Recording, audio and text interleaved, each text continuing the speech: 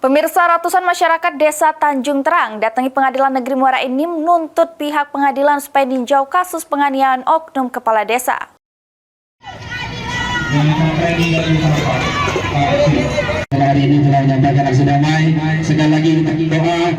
Ratusan masyarakat desa Tanjung Terang, Kecamatan Gunung Megang, Kabupaten Muara Enim datangi Pengadilan Negeri Muara Enim melakukan aksi damai menuntut pihak pengadilan negeri untuk meninjau kasus penganiayaan yang dilakukan oleh Rusmada, oknum kepala desa Tanjung Terang terhadap warganya.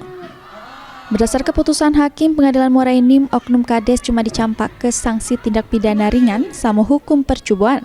Oknum Kades tersebut melakukan tindak pidana serupa terhadap warganya. Aksi damai yang dilakukan untuk minta pihak pengadilan negeri supaya bisa mempertimbangkan kasus kekerasan sebelumnya yang dilakukan oknum Kades. Ditambah lagi sejak dinyatakan Tipiring, oknum tersebut melakukan penganiayaan lagi terhadap korban bersama anaknya. Insya Allah tidak ada keberpihakan, insya Allah.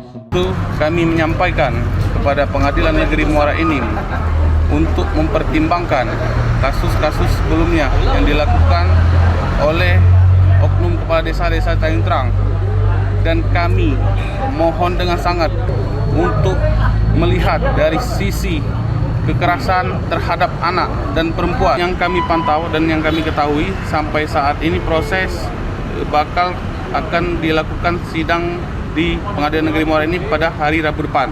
Sesudah diterima pihak Pengadilan Negeri Muara Enim, samo jelas ke kondisi kasus sama peradilan oknum Kades Tanjung Terang, masa aksi diminta untuk bersabar sama nunggu proses hukum selanjutnya.